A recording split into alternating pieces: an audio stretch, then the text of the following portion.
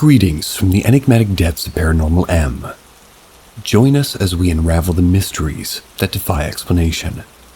Subscribe now and activate notifications to stay abreast of our latest otherworldly discoveries.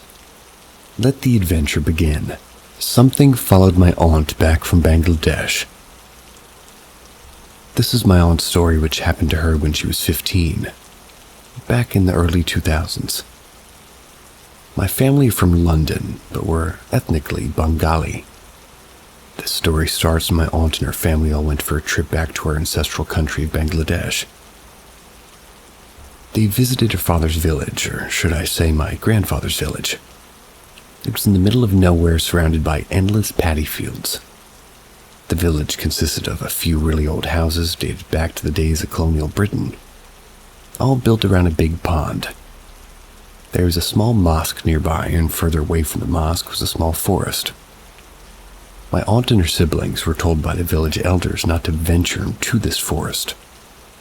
There was apparently an old banyan tree. According to them, that specific banyan tree was supposedly haunted. One evening, my aunt and her siblings, along with some of the village children, went into the forest to play, despite being warned not to go over there. The village children assured that they played in the forest many times and nothing happened to them, as long as they didn't go near that tree. The children showed my aunt and her siblings the infamous tree. They all agreed to stay away. The tree looked very old and creepy, with its trunk twisted and its branches protruding far and wide. Despite its appearance, my aunt was not so gullible. As being one of the older children in her family, she found all this talk of haunted trees to be silly, just a tale told by the elders of the village to scare the children. However, she agreed to stay away. My aunt wasn't playing, as she felt that she was too old for such childish games, and was only there to supervise the youngsters. The kids started playing it. Then afterwards played hide and seek. The village children started begging my aunt to play with them, and to be the seeker. After a while of persuading, she agreed and reluctantly started to count as the kids started to run and look for best places to hide. Once she was done counting, she went on the hunt to look for them. She managed to find a few of the kids quick enough, mainly the younger ones, but a few were left yet to be found deeper in the forest. My aunt walked further in, and shortly after she happened to stumble upon a banyan tree. The banyan tree. She smirked and decided to caress the ancient bark of the tree, going against her promise. She saw that one of the tree's boughs hung low, thought it'd be a nice spot to sit for a while and take in the scenery. After the short respite, she pressed on. When she found all the kids, they all decided to finish the game, as it was dusk and the forest was growing dark. Everybody heard the call, the prayer from the mosque nearby, so they all proceeded to walk out of the forest and back home. That night my aunt woke. It was mid-sleep due to the heat. In the village there was no street lights, so everything was pitch black. All you could hear were the sounds of crickets and frogs from the pond. She tossed and turned as she tried to go back to sleep, but started hearing a peculiar noise outside her open window. It was a metallic clinking sound. The sound grew persistent, clinking every second. She looked through the gate of the window and saw nothing but the night staring back at her. She decided to call out quietly, hoping for a response, but nothing. Shortly after, the sound stopped, so my aunt brushed it off, thinking nothing of it, and went back to sleep. After a few days, the family left my grandfather's village. They were heading back to the city airport. Their trip had come to an end, and it was time to return home, back to the UK. While they were saying farewell to everybody, my aunt saw a woman further behind from everybody else, staring at her. My aunt had never seen that woman before during their stay. She thought, why nobody had introduced her to the woman, as the village was all family-oriented. What was very strange was that the woman was dressed in traditional red bridal saree with a garland around her neck, golden bangles on her wrists, and a headpiece hanging down her forehead. My aunt asked one of her sisters who that bride was, but her sister couldn't give her an answer due to the commotion. When they were at the airport, lining up to be boarded, my aunt's eyes wandered around. Nothing but families, They were all seated and waiting for their respective flights. She then caught a glimpse of a woman in a peculiar red saree. She realized it was the same woman from the village. The woman was further away from the waiting line, just standing in place and looking at people walk past her. My aunt found it odd that she was at the same airport as them despite being seen in the village earlier. Also, what was strange was that the woman was in a bride's attire in the middle of a busy airport, which would be completely unheard of over there.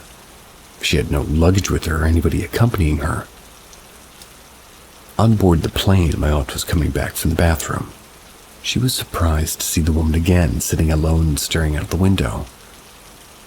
She asked my grandmother that she had seen the woman in the village and asked who she was. My grandmother was too tired to answer and dismissed her question. My aunt concluded that the woman must have been from one of the nearby villages and was passing through theirs. Maybe she was also heading towards the airport. She then tried to forget all about it. Back home in London, after a good few days, my aunt and her family all went to visit another one of my uncle's houses. It was tradition to visit relatives when returning home.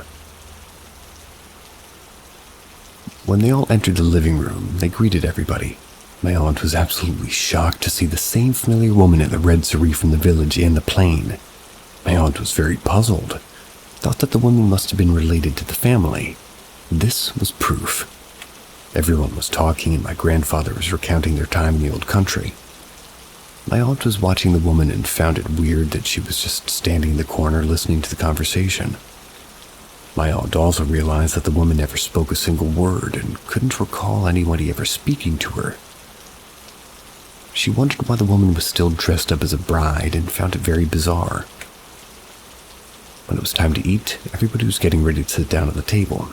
My aunt was one of the last ones to get up, but realized the woman was staring at her and smiling. She decided to say hello to the woman and ask her who she was in Bengali. The woman didn't respond. She just continued to smile at my aunt. She thought the woman was just shy. It was quite normal behavior for village women in Bangladesh. She felt a bit awkward and started complimenting on the woman's attire and her pile anklets. "Who are you speaking to?" my uncle said across the room in Bengali. The room was silent and everybody was staring at my aunt in confusion. My aunt pointed at the woman, bewildered by my uncle's question. "What? There's no one there." My aunt's sister responded. My aunt thought everybody was playing a joke on her, but shortly after realizing they were all being serious, she starts to freak out. She kept saying that there was a woman in the room, but everybody kept insisting that there wasn't anyone there. Everybody started worrying as my aunt was hyperventilating at the sight of the mysterious red figure smiling back at her. She eventually passed out. A while later, my aunt came around and found herself lying on the couch, resting her head on my grandmother's lap and her sisters all huddled beside her. My aunt didn't see the woman anymore where she had previously been standing. My aunt darted her eyes around the room to double-check if the woman was still there, and she wasn't. On the opposite couch, there was an imam from the local mosque. He was a family friend and a respected community leader called over by my uncle. The imam asked my aunt what happened. She explained that she saw the woman first in the village and kept seeing her until that very day, and only she was able to see her, as confirmed by everybody else. After careful consideration, the imam said it sounded like a nefarious entity had followed her from the village and latched itself onto her. My grandfather started to interrogate my aunt about the forest and the old banyan tree. Eventually, she admitted to everybody that she sat on a bough of that tree. When my grandfather heard that, he got very angry and scolded her. He repeated that that tree was haunted, questioned why she didn't listen to the village elders. My aunt explained that she thought it was all a joke. When the imam asked why my grandfather had thought that the tree was haunted, my grandfather never gave an explanation. Said that he would tell them afterwards in private. The imam recited some prayers and blew on my aunt. My aunt couldn't remember most of that encounter. She blacked out again. According to everybody present in the room, she started to freak out and started to act manic. She was acting like that when she heard the prayers. She started growling and her eyes looked like they were about to burst from their sockets. She attempted to lunge at the imam. but everybody held her down. A while later, the imam left the house and eventually returned back and gave her special water to drink daily and an oil to rub on her body after every time she bathed. This was all part of a long exorcism process known as ruqya in Arabic. That night, my aunt was too afraid to sleep, so my grandmother slept in the same bed next to her while her sisters slept on the top bunk. My aunt awoke after a long slumber. Her eyes started slowly adjusting to the darkness, but she was still in a sleepy haze. She realized she could hear a clinking sound to her right toward the window. She thought it was her sister causing a racket, so she groggily told her to be quiet. When the noise didn't relent, my aunt turned and looked toward the window. It wasn't her sister. To her absolute horror, my aunt saw a dark figure standing on the windowsill. She quickly realized that the metallic sound were the sounds of the bangles and the anklets being played with. My aunt's eyes fully adjusted to the dark, and it became evident that the figure was indeed that of the woman. My aunt screamed her lungs out and the whole house awoke. The second visit from the imam explained to my aunt that whatever she kept seeing would not go away on its own. She would continue to see it unless she completed her religious treatment, which he reminded her was a very long process. My aunt's family was certain that if it was a spiritual matter, not a psychological one. My aunt never displayed any signs of mental illness in the past. Days did indeed pass, and my aunt saw the woman everywhere, though she did get occasional respites from the woman. The woman would show up one day and might follow my aunt wherever she went, but the next couple of days wouldn't be seen at all. She would see the woman at school standing by the whiteboard in her classroom, looking at the pupils like she was teaching a lesson. The woman would be seen when my aunt was hanging out with her mates in the park after school, just watching them from the trees.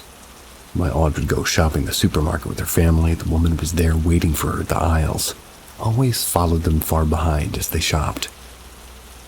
Someday it would be in the same room as my aunt. Other days it would be seen through the windows on the street.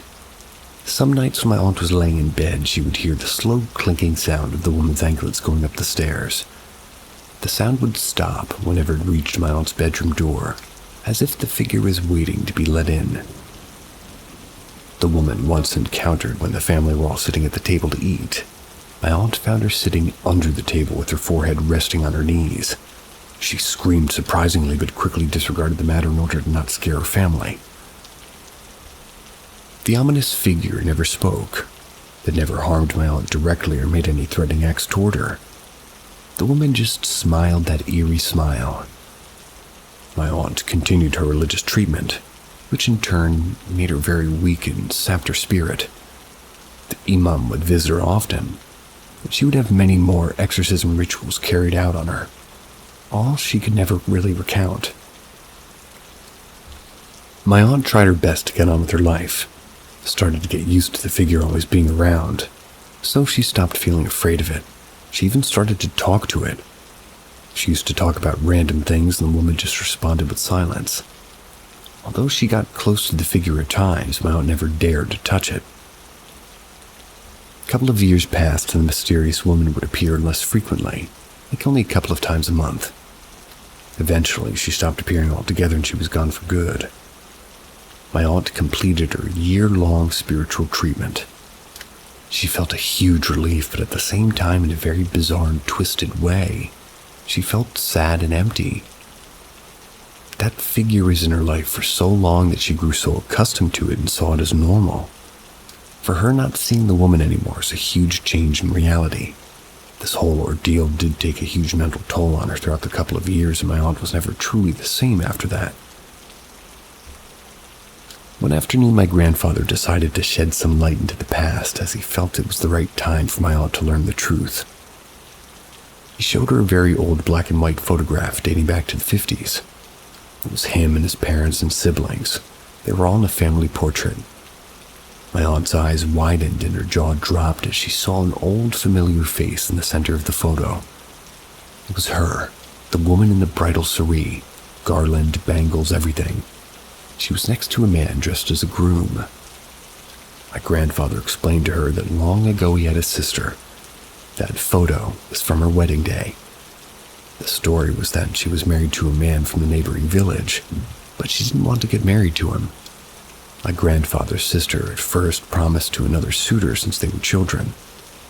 A good, kind man from another nearby village she grew up with, the idea that she would marry that man when she came of age. However, the man she actually ended up marrying offered a larger dowry, and so her father then changed his mind to instead accept that man to take her daughter's hand despite the previous arrangements and his daughter's protest. In Bangladesh, it's the father's word over his daughter's wishes, and she was doomed to spend her entire life with a man she didn't desire. So on the night after the marriage ceremony was completed, she was due to move in with the groom and his family and relocate to another village. My grandfather's sister did not hesitate and ran off in a frenzy in the dark, never to be seen again on her wedding night. The next morning when she was found, it was deep in the forest and hanging by her neck from a branch of an old banyan tree. My aunt couldn't believe it while she heard the story as her eyes welled up with tears. When the imam visited the house one day, he clarified that what my aunt encountered was not my grandfather's sister. It was a jinn who took the form of her, followed my aunt back home to London.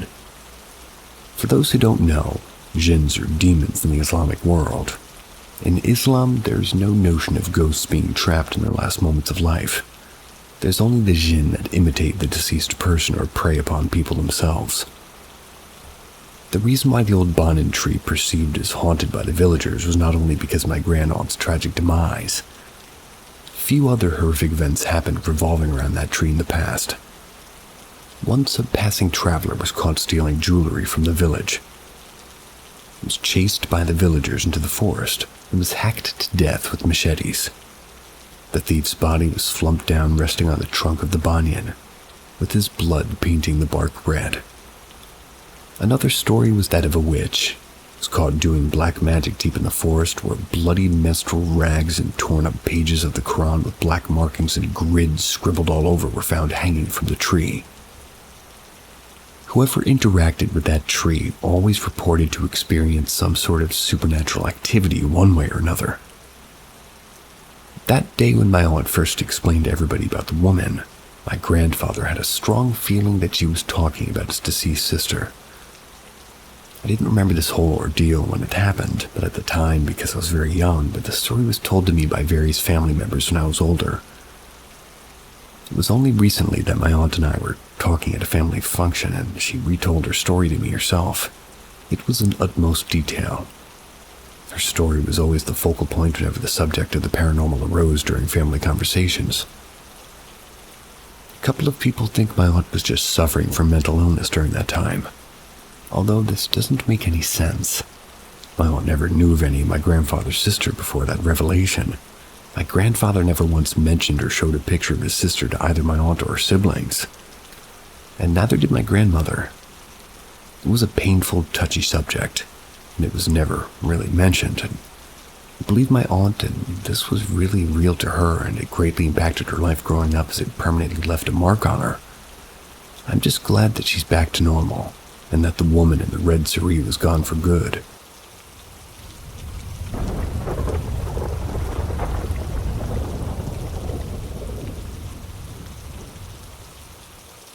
My paranormal story of feelings of being watched, heavy breathing, and a cold spot. When I was young, about 14 years old, my family moved into an old, small house cabin in the mountains of California. The guy we bought it from was kind of sad. Nothing on the walls at all, dirty, no pictures. The guy was a used car salesman, just slept on an old mattress directly on the floor. I had this guy's old room. For years I would feel like somebody was watching, sometimes during the day, but mostly at night. Some nights it would feel so real it was like something right in my face just taunting me. Like a person was literally in bed with me, shoving their face in my own and just trying to intimidate me. I never saw anything though, just an incredibly uncomfortable and intense feeling most nights.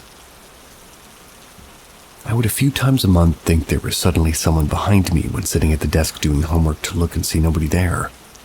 It was like the air changed or shifted, not just a feeling. I actually had a girl over once, and I pretty much witnessed this happen.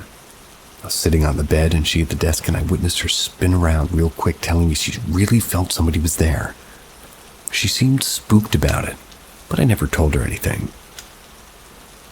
Years went by of this discomfort in the house, largely being in my room. Never told anybody because I figured it was just me being scared, like how kids get from watching a scary movie.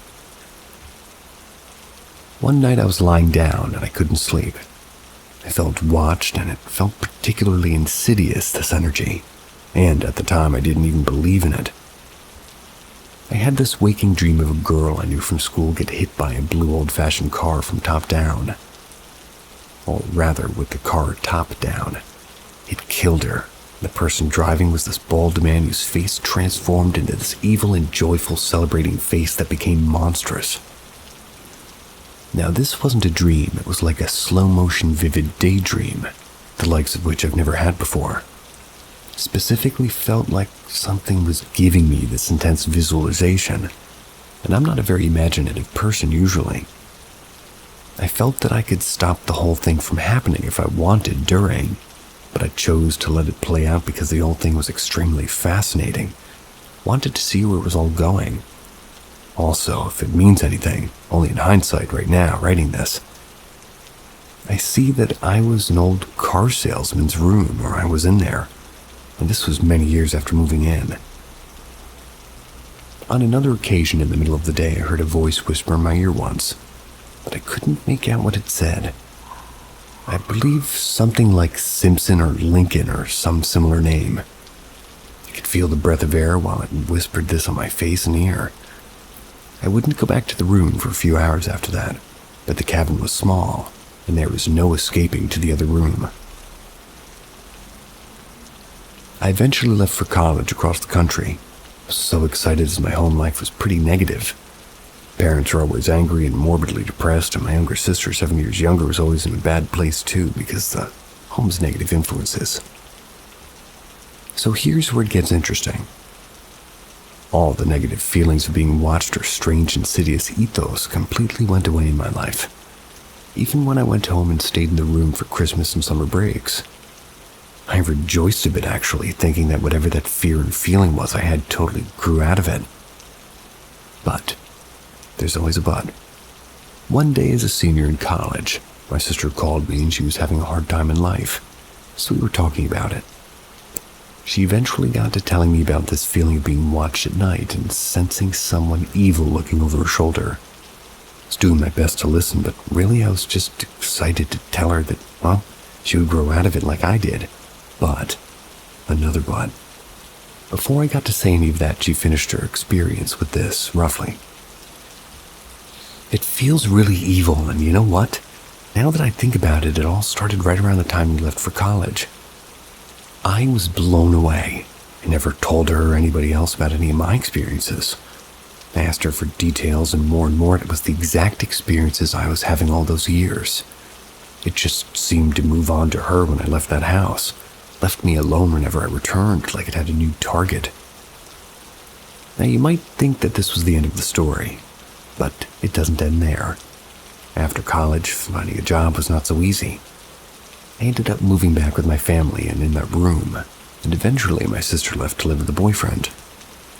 Minor feelings took place of something being around, but nothing to the caliber I experienced before. That was until I did something. I did some basic visualization meditation, imagined a light around the cabin home itself, stating that nothing negative could enter or pass. The next day or the day after, I started hearing walking in the brush outside, slowly walking like a human on 2 feet. But worse was I would hear forced heavy breathing. This would happen every week and almost every night. It was like it was just outside my window just about every single night. Initially, I thought the heavy breathing was just something in the house, the wind, my parents sleeping and snoring, so went on for weeks without me taking really much notice of it. I was more concerned about the walking outside. I had a high-powered Super Omega flashlight. I would cast it from the window into the forest. The walking and breathing always stopped when I looked, and I would have that same feeling of being watched, but this time from outside. The breathing was a very clear sound, quiet but clear, a forced raspy inhale followed by a forced raspy exhale. It always sounded like it was just outside my window, like a person or creature had their mouth up to the window screen. And this was not a very big room, but whenever I pressed my face to the window and went outside to check, there was never anything there. I eventually became too terrified to go outside and look during these events. Eventually, I did become concerned about the breathing, as it had gone on for months without any reason popping up for it. I investigated the whole house, thinking it was my father snoring and the sound was bouncing in some way. So one night, while actively hearing the breathing, I began searching the house, only to find my parents sound asleep without snoring. I checked the electronics too to see if something else was making it. Nothing. So I come back into the room and it continued. One particular night I had had enough. I heard the heavy breathing and walking and I opened the back door. This room had a private back door rarely used. I was mad at this point. However, when I walked outside, this terrible feeling of being watched and an insidious nature fell over me. Far more powerful than ever before. My anger and bravery fell quickly to an unusually intense fear. It washed over me. At that moment, it felt like it was a trick, and this was what it wanted for me to come outside. Even with the superpower flashlight, there was nothing. There was just this terrible feeling. I went back inside and reaffirmed that no entity could enter the home if it had negative intentions. The feeling was far more intense than anything I can put into words. I don't know how to even explain it. After all of this and never seeing anything and living with my family a few more months, I still questioned if it was all real, as if I had fallen into a depression being back home and perhaps my child mind was making it up. That was about to change. One night fairly early, maybe 7 p.m., I was getting ready at my desk to go drive to see my girlfriend and now wife. That's when I got that overwhelming feeling of something watching over my shoulder again. The air shifted. It felt like I was forced into it, like something was standing right over me. Nothing like this has happened inside the home for years. Nothing ever felt off inside the home itself after that meditation ritual I did. I look around and I see nothing. Continue putting my shoes on when all the lights and electronics around me buzzed and flickered briefly and this extremely cold atmosphere came around my head. It was like all the air around me was suddenly refrigerator cold. When I extended my arm outside the cold bubble, it was warm. It was what I assume I always saw in those ghost shows, like a cold spot, but it was incredibly real. And to be precise, it felt colder than the refrigerator, but not as cold as the freezer, if that means anything to anybody. Then on my right arm, only the hairs started sticking up. I moved my hand across them to make a sparkling, crackling noise. They weren't sticking up from cold or fear. They were sticking up with a tremendous amount of static electricity, but only my right arm. There seemed to be a slight sensation of force on that arm too, like it was touched briefly. But I didn't feel a hand or anything, just a pressure or force briefly. I just sat there with one shoe on, just playing with the environment. As the cold area was formed and it stayed in one spot, there was an intense sense of being watched all around me. But after all these years, there's never been any physical proof of this thing. Not that I can prove it to you or anybody for that matter, so feeling watched intensely actually sort of rejoiced, as at least for me the thing was proved 99.9% to be true. You had to be there. I don't know if there's any other way to say it. Now, this was during a very hot summer, so this cold spot was extremely physically evident. The lights and electronics flickered. The cold spot immediately appeared. The intense level of static on one arm and a sense of pressure on it. All of this coincided with the very familiar, intense feeling of being watched. I waited around a little bit to see if anything else would happen. Eventually, I finished getting ready and exited left to visit my girlfriend, super stoked to tell her the story. When I finally moved out, all the experiences and even the paranoia developed living in this house stopped immediately.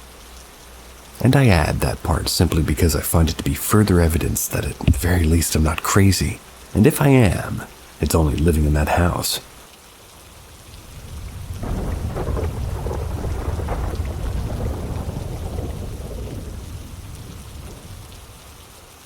I work in a jail. So I work in a county jail comprised of two buildings, one being referred to as the new jail and the other the old jail. Numerous experiences for me and coworkers. One of my actual experiences that actually made my heart rate go up was once I was in the bathroom in the chapel located in the old jail, which in the top 5 most haunted places, the old jail and the chapel is the top 3. So I was in the bathroom doing my duties, as you can imagine, and mind you, the chapel is secure and you need a big loud old key to get into it, and well, someone turned the key in the lock. You'll hear it like 3 rooms over. So I knew there to be nobody there but me in there for a fact. So as I'm getting ready to depart the bathroom, I hear what I believe to be someone either running their hands over the wooden door or somebody having their face to the crack of the door and breathing heavily. I nearly called for help over the radio, but I didn't know what to do. Others have seen or felt sickly in the old housing units that's on the ground floor.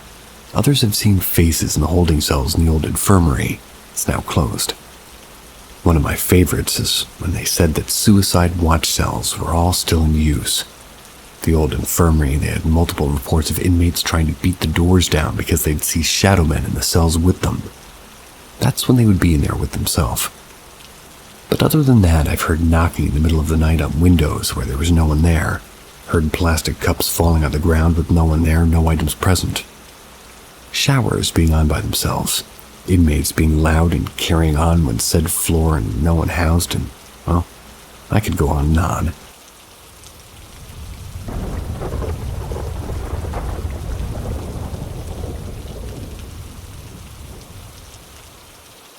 Ghost or... I've never known if I can really properly describe it, but I'm hoping somebody might have seen something similar, or have heard something similar. I won't go into much of the backstory of the house because I myself don't know much about it. I was living in a 2-floor house for a while by myself when I was 18. Needless to say, the house was pretty empty. All I had was a bed and a TV and a table and a couch in the whole 2 floors. Not trying to highlight being broke and young, but trying to explain that the house was empty. The second time this happened, I was aware and generally focused on that experience because I tried to take steps to somewhat validate what I was seeing. There I was in the living room listening to the TV while I was drawing on the couch. The lights were off except for the lamp behind me. At some point I looked up at the other side of the room and the only way I can describe it is that a small tear, about 2 inches long, appeared a little away from the wall, but the tear, as soon as it appeared, became a bright white light orb. The light was, I guess, radiating and getting bigger, but only became about the size of a softball. It remained for about 20-40 seconds. It felt longer, but in my state of awe, it could have been shorter or longer. But as to why this second time my focus is because I had already seen something similar before and my parents still lived there. But I admittedly closed my eyes and ran for the light and it was gone. But this time, the second time I stayed still, I stared at it, and as I did I told myself to close my eyes. If it was gone when I opened them, I would chalk it up to a trick of the light. But when I opened my eyes again, it was still there. Then it started to get smaller until it was gone.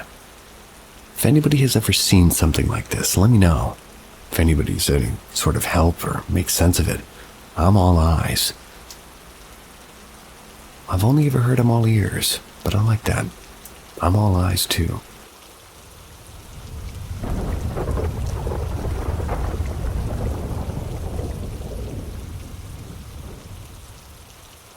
Stories I grew up with.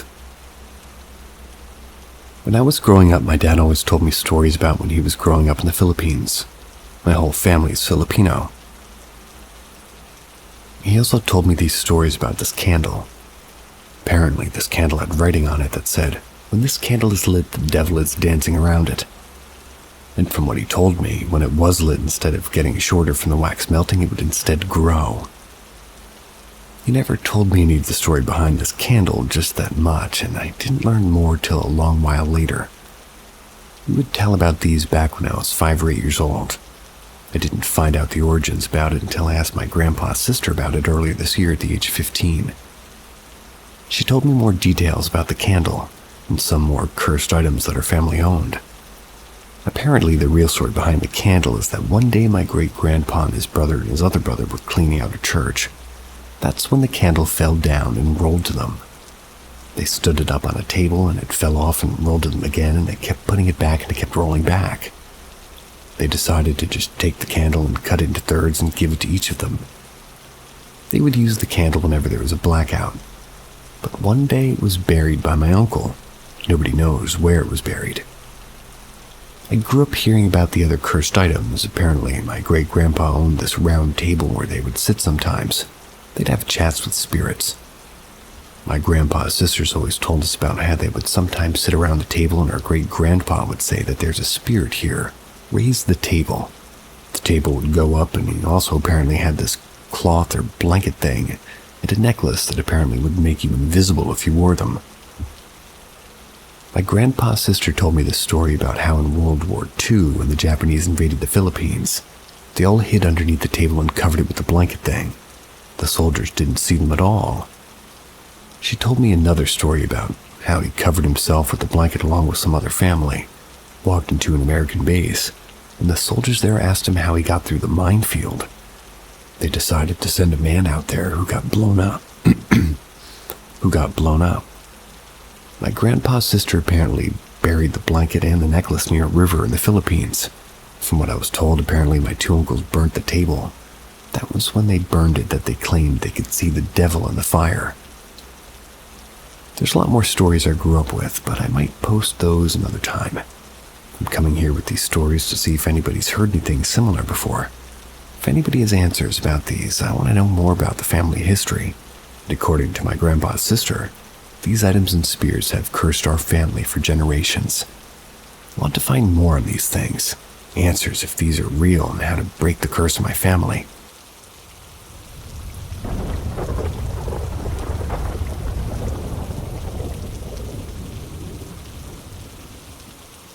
The Djinn Who Loved Apples. I've never shared this story with anybody for 30 years, including my wife and friends, but I know they would laugh at me. They know I'm a man of science, and I'm always skeptical of any religious beliefs. I have a degree in zoology, and I can't think anything beyond evolution and genetics. But this is a real story from my childhood, which I'm going to share with you all. I'd appreciate it if you read the entire long post. Save it for later if need be, especially the description of the djinns. Yes, they're pretty much come in groups. A little background about me, for context. I was born back in the 80s in a small town in the India-China border up in the mountains. That town was full of young people from all around the place because it had a big science college. Big for that time and place. Everybody was into science, think MIT in a small scale, and rock and metal, not sure why rock. Maybe because it had some influence of British culture who set up shop. Story begins. My mother was always sick because of her diabetes, which had affected her other organs. My father, a religious man, was wealthy enough to get all modern medicines available at the time for her, but nothing worked. One day, somebody suggested him to go meet a man in a small village located about 300 miles away. My father had never heard of that village, so he took help from a family friend to be his guide. He hired a car, and my family, along with his friend's family, went in search of that mysterious man. Journey. On the way, we were asking people for the exact direction of the village. No internet back then. Some guided us, some were totally oblivious. We did find one person on the road who warned us not to go there. I don't remember anything else about that journey other than that stranger's warning. Found the man. And to keep the story short, I'll skip some minor details. We did eventually find the man we were looking for.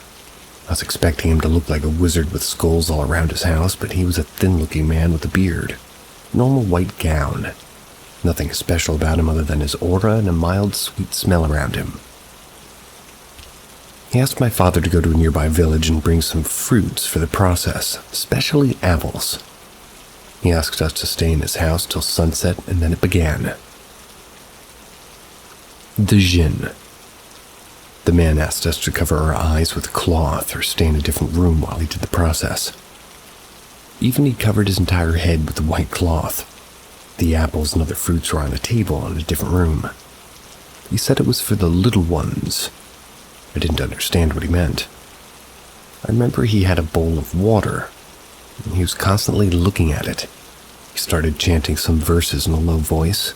We were just waiting and waiting and waiting, and nothing happened. Then the entire house started shaking. Yep, not just one table or a chair, the entire friggin' house started shaking. We could hear nearby trees sway and the sounds of leaves falling. Then we heard voices in the other room. Details about the Jinn. Seemed like there were more than one in that room. They sounded like children, very mischievous children, but their voices were not human. You could hear the excitement in their voice when they saw those apples. It sounded like the small ones started fighting with each other. Even if I couldn't understand what they were saying, I could tell they were happy, like if you listened to hyenas fighting for food. Then came a big, heavy, non-human voice which literally shook the windows. It seemed like it commanded shut up to those small ones in his language. All the small noises just vanished in an instant. It was as if I was in a vacuum because there's no sound at all, like not even a cricket chirping around the forest. The man chanting the verse, still his eyes fixed on the bowl of water, told my mother to ask her a question to the Jinn. How do you know his eyes were on the water if you had a cloth over your head? My mother, who is multilingual, asked if she would ever get cured. The big guy said something in a heavy voice in a language I couldn't understand, but my mother did. She didn't ask any more questions. My father also asked some questions, and so did the family friend, but honestly, I don't even remember what they were, as it was so overwhelming for me as a kid. I do remember seeing a glimpse of a huge broken mango tree in the other room that was not previously there, and I'm 100% sure it was not there before as I checked that room out of curiosity. Not even sure how such a big tree got there. We asked the man where did this tree come from, and he said they bring it along with them every time. We left confused, and on the way my father barely spoke.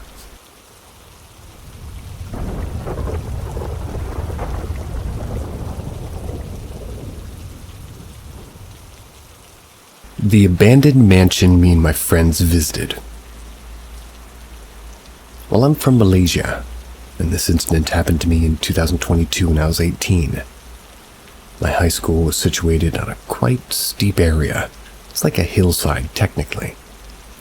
So near my school, around like 500 meters away, there was this huge mansion. It was abandoned. It was built around the 1980s, and it's been abandoned since almost forever. So we were in our final year of high school. We were all depressive as well. So we decided to urban explore the mansion because we were dumb. So we went there as a group of 8. We went there at around 2 p.m. after our classes ended. We went in the mansion. We decided to explore each room and every corner possible. We found some weird logos around the house, abandoned papers, and martial arts brochures. One deal we all agreed on when we went into the mansion was not to curse, not call each other names or be respectful. Well, we were. All right. Fast forward to when we were there with 2 bikes. We just go turn back and forth at the school. So this is where the things started going bad for us. A few weeks after we went there, all 8 of us got into problems, which, in these 3 categories, financial, death, and relationships. So 3 people from the 8, which is me and my 2 friends, got into really bad motorbike accidents, which was the same bikes that we used to go to the mansion. Our families had very bad financial issues, and family problems as well, as 3 of us having a breakup with our relationships almost 2 to 3 years long. The other 3 had financial issues as well, as one of my friend's family almost went bankrupt. Only 2 other had no effects or anything happening to them. Initially, we didn't realize all of this was happening to us because it was all pretty personal issues, right till the one day where we had a meet-up and we're all talking about this place and the puzzles started to connect. Many of our friends also went there at different times, and 3 of their parents had passed away in the span of a few months, one of them being the one following our group. My other 2 friends went there at night drunk and said they saw a figure of a woman from the mansion, took a picture and ran. The following week, both their mom got pretty critical health issues. So believe it or not, around 20 of my friends who went there in different times and shit got affected in the 3 categories I said earlier: financial, death, or relationships. I don't know if it could be a mere coincidence, but to us it felt like we were all in that mansion and it happened months just after visiting it.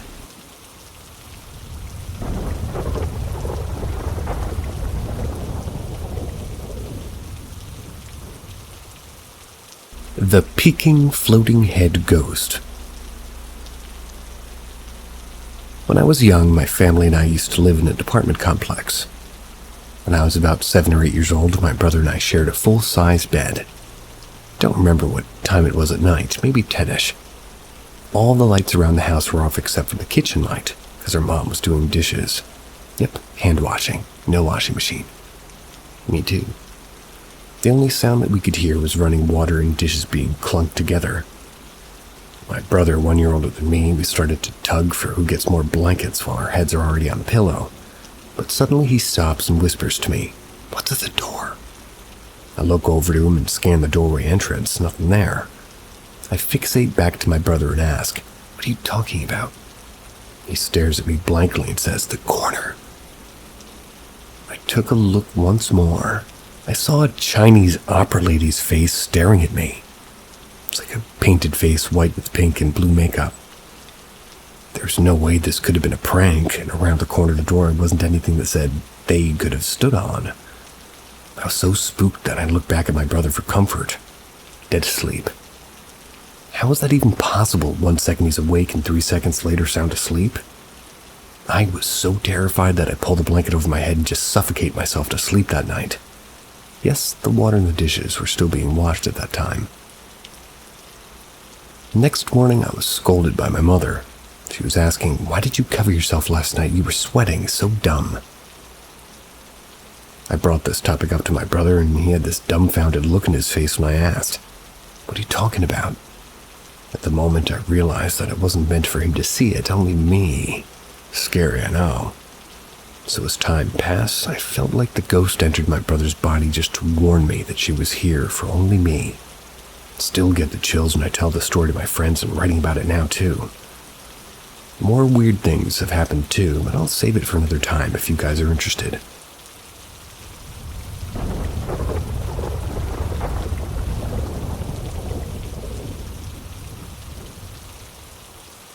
The Lie. An eye is a portrait of a deceased person at homes in Japan. They're arranged usually in the same room as a small household Buddhist altar, like a butsudan. At my boyfriend's parents' home, there are 5 eye hanging above the Buddhist altar. From left to right, his paternal great-grandfather, paternal great-grandmother, paternal great-aunt, paternal grandmother, and another parental great-aunt. These portraits all rest in a kind of crevice. I don't know a better word. Crevasse. It's on the wall and it's kind of tilted forward with a hook and a wire attaching the top part of it to the wall behind it. I hope I'd explained that well enough, but anyways, on to the story. This happened last year. My boyfriend was working his way through Bloodborne, hadn't been able to defeat one of the bosses, slept on it, then decided to try something new when we got up in the morning. He was sitting there playing while I was drinking coffee. From my vantage point, I was basically facing the altar and the eye. It was about 5 or 10 minutes into playing when movement caught my attention. Happened to look back up just in time to see great-grandmother's portrait fall. Only I didn't really see it fall like an eye should. Flipping top first, it fell straight down, like her face was completely visible, and she fell to the floor face up. I immediately jumped up to pick the picture up, not thinking much of it. Meanwhile, my boyfriend was over the couch freaking out. I turned the portrait over to see if the wire had broken. It had not. My next thought was that the hook had to come out of the wall. It also had not. It's one of those really curved hooks that looks like a question mark. Definitely no slipping off of wire from that hook. The only explanation to the portrait falling like that would have been if somebody had come in, lifted the portrait from the crevice, unhooked the wire, and dropped it. Obviously, there's been no one and no earthquake either. My boyfriend is still convinced it was his great-grandmother's spirit, basically telling him to stop playing a damn video game and do some work. Yeah.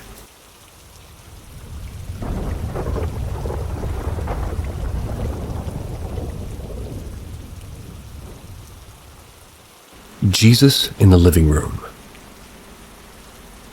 This happened to me when I was 3. I'm 36 now, and I still remember it very clearly. In my first house, the living room was set up with 2 couches in an L shape. The top side of the L, it's like against the wall, and the bottom had a space behind it where people could walk around into the front door and the rest of the house, which was my parents' bedroom in the upstairs. The very top part of the L shape was next to the kitchen's entrance. And that's also leading to the hallway with my parents' room, and the TV was situated in the opposite corner. I was watching TV at the end of the couch closest to the kitchen, the very top of the L. It was broad daylight outside, and I was most likely watching Cinderella for the 4 millionth time. Nothing scary, nothing religious. And out of the corner of my eye, I caught movement. I turned to see a man walking behind the other couch from the direction of the front door. He had a beard, long medium brown hair, and to my memory was wearing white. Otherwise known as, he looked like your typical Jesus portrait of Jesus, like the ones with the blue sash across his chest. Isn't it red? 3-year-old me launched off the couch with the force of a slow cooker explosion, went running to my parents' bedroom via the kitchen. They still to this day remember me body slamming their door open, screaming, "Jesus is in the living room!" My dad went running out and checked all over the place. Didn't see anything, and the front door wasn't open. It was likely locked anyway, because my hometown has never been a safe one. The man did not at all resemble my older brother, who is not home anyway or looking like Jesus.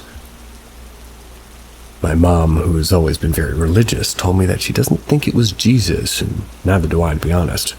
Because, well, wouldn't have been that scared had it been him. I have no clue what I saw, but for a while I just started referring to him as the hippie ghost. Not sure if anybody ever died in that house, but those houses have been there for a while.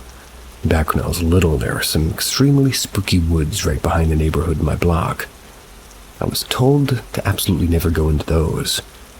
Maybe connected, not sure. At any rate, this is perhaps my favorite personal ghost story. I have dozens more, but Jesus was the most full-bodied apparition I've ever seen.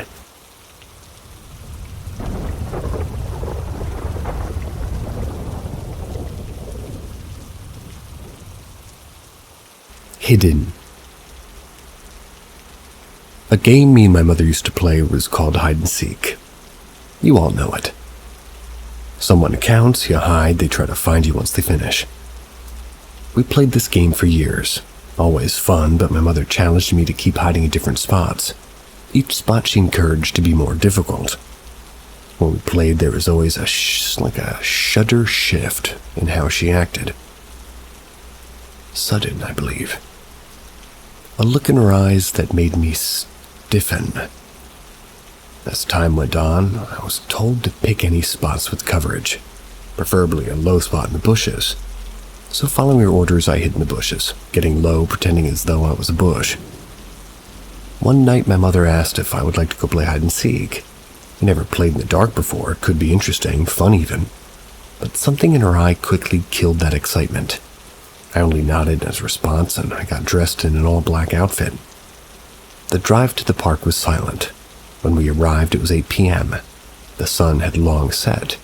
Everyone had left the park. When we left the car, my mother walked to a tree. "Okay, I'm going to count now. Do not let me find you, and do not come out even when I beg you to. Do you understand?" I nodded. Why would she want me to not come out? It didn't make any sense to my young mind. When she turned to the tree, I heard her begin 1.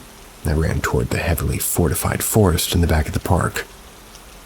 I went as far as I could until I couldn't hear my mom counting, and then some more.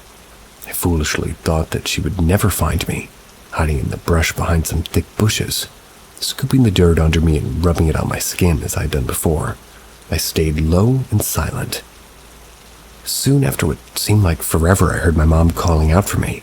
"Come out, it's time to go home." I heard her call out, but it didn't sound like my mother at all. Staying low, I could see her vaguely. She was on all fours, walking around like a beast of the night. A stick cracking from the other side of the forest caught her attention, and she bolted, running on all fours like a wild dog. A quick sigh of relief released from me. Why? I waited and waited, but didn't hear from my mother again. Bugs crawled all over my legs and all over my hands. Sticks poked at my wrist and my arms. I felt myself growing tired, but I knew if I'd fallen asleep, my guard would be down, and, well, something about my mother's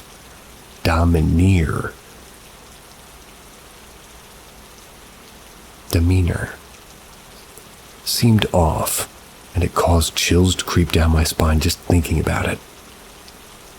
I stayed there for what seemed like hours, and I saw the sun start to peek up from the horizon. Only then did I move from my spot and walk home. My mother's car missing from where she had parked. Upon entering my home, my mother was standing in the kitchen with a plate of breakfast ready. "Hello, sweetie." Her tone was back to normal. Took my seat at the end of the table and waited as she set the plate in front of me. "Good job staying hidden," she said with a growl at the end of her sentence. I have a hot take on that story, and I don't want you to know my hot take.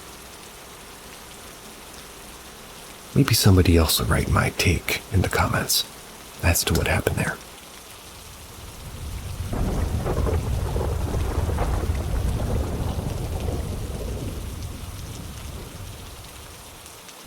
I think something is attached to my family. I'm a 19-year-old female. I've always had fear of the dark. It's ridiculous, I know, but when the lights are off, my mind wanders. And mine often makes me see things that freak me out. Like when I was younger, it was small things, like seeing a face on a chair, and when the lights turned on, it was like a pile of clothes. Overactive imagination, I know. But we recently moved out of an old house, and there's a lot of things that are happening.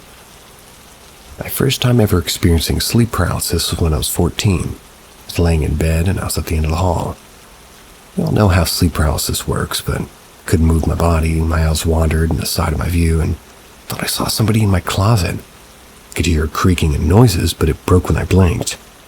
That was the first time I'd ever felt that true fear of the supernatural. Around a year ago, we moved into a new house, a cute place with the neighborhood. Kinda terrifying. The neighborhood part. In the past year, there were 3 murders just blocks from my home. It's not a good area. Whole living in this house, really, and, well, while I believe they meant, while living in this house, I've been things move from my peripheral vision, and at night I hear footsteps in my room. When I know everybody's asleep and no one else sleeps in here with me, I'll hear whispers in my ear that'll cause me to wake up, and I've been experiencing nightmares that wake me up in a sweat. Nightmares are common for me, but these ones have been more gruesome. The other day I was talking to my mother about my feelings of this house. She said she also experienced something. She had woken up in the middle of the night to use the restroom. When she got out of bed, she said, and I quote, "A tall black figure hovering over my father." She said she turned on her lamp and was immediately gone. When she told me the lights above the kitchen bar flickered, it was chilling, but I shrugged it off. In that quote, your mother said that it was hovering over her father or on your father. Sorry, I'm being snarky.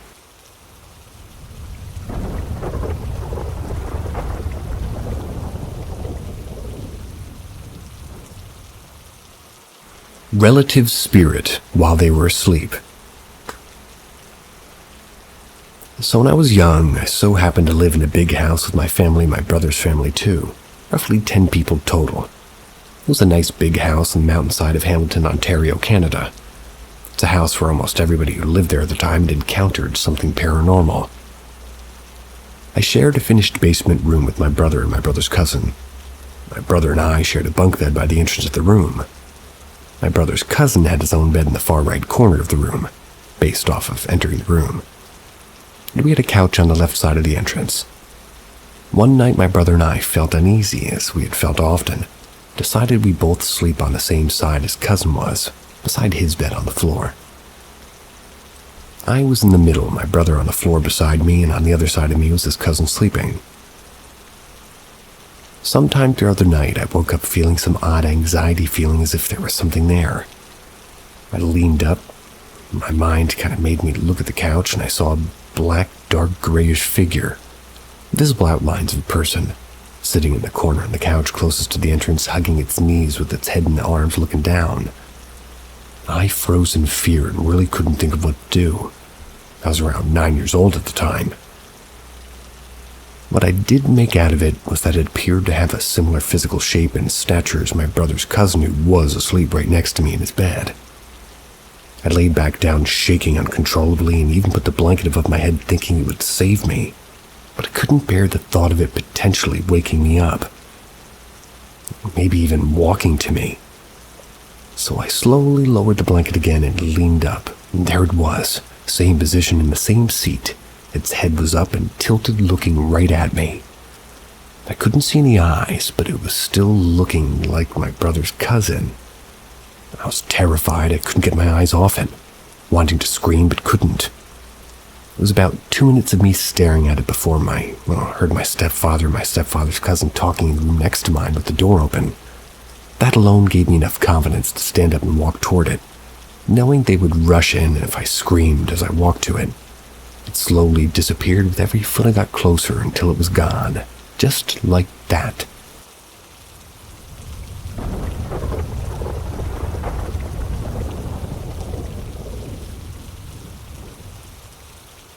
I think I saw my passed-away sister that I've never met. When I was younger, I used to sleep downstairs in the living room all the time. I was the type of kid to have nightmares, so it wasn't anything new to me or my parents. Well, one night I was on my couch half asleep when I had a feeling somebody was looking at me. Turned to my head and saw this female-looking figure sitting across from me on the other couch, just looking at me and sitting cross-legged. At first I thought it was my nan or sister, but she was a little bit too young to be my nan and a little bit too old to be my sister, so I asked them if they were downstairs last night, to which they both responded no. I then told my nan and parents what happened, and they told me it was just a nightmare. How much time passed, but the exact same thing happened, and this time I knew my nan wasn't at home, and my sister was in her bed upstairs. I also knew I wasn't asleep because I turned into the couch and threw my blanket over my head and I was frozen. That was until I built the courage to run to my parents' room. Thinking about it now, it was so surreal. I feel like it was somebody I knew but also didn't. I now think that the figure kind of looked like me, but not. I'm wondering if it was my older sister who passed away before I was born. If it wasn't my sister, I wonder who it was. Has anybody else had a similar experience? I always hear about either men or weird creatures, but for me it was a youngish woman, medium slim build, sitting cross-legged.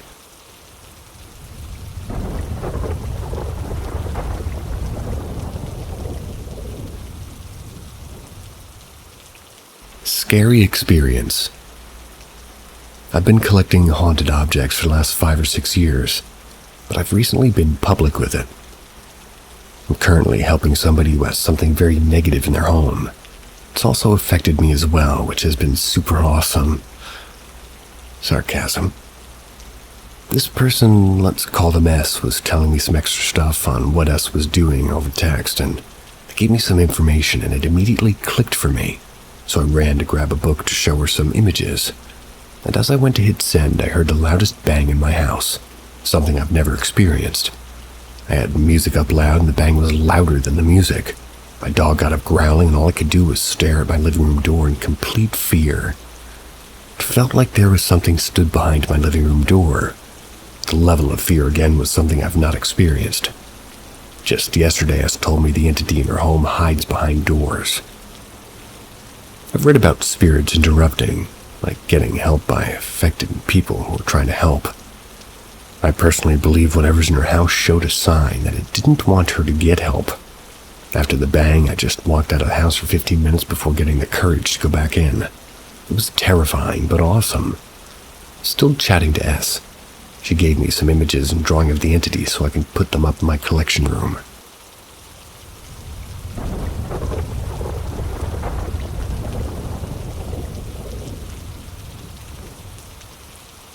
Woke up at 3:33 a.m. after smudging house. I've never largely been into the paranormal, never really given it a second thought. However, I believe I'm dealing with something right now, and I need to know where I should stand on this. Recently, me, my girlfriend, and my best friend were all over at his place confronting another one of my friends for some lies and stuff. Got heated. A lot of yelling and crying and a bunch of nasty shit. A long story short, me and my girlfriend are going to spend the night. My buddy's mom offers us a room, so we go in there and lay down for a minute to recap. She runs off to get some water, and the instant she left the room, it felt like something was in the pitch-black room with me, eating that negative energy from the fight off of me. Never felt anything like it before, and to be honest, it terrified me. My girlfriend comes back, and I say something along the lines of, "Something's in here feeding off my bad energy." And as soon as she shuts her phone off, she's telling me that we need to get the fuck out of the house. Now, she's not paranormal either, so coming from two non-paranormal people, it really fucked with me.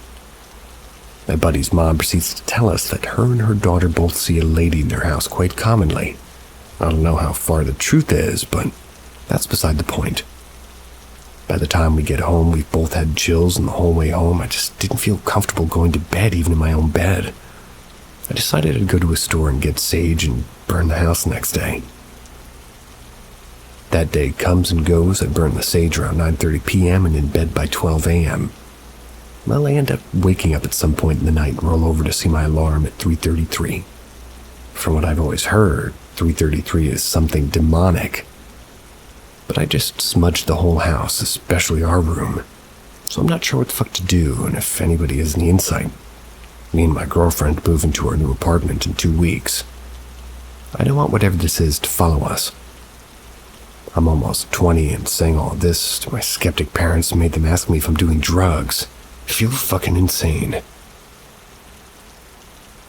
From what I know, that number is either incredibly positive or incredibly negative.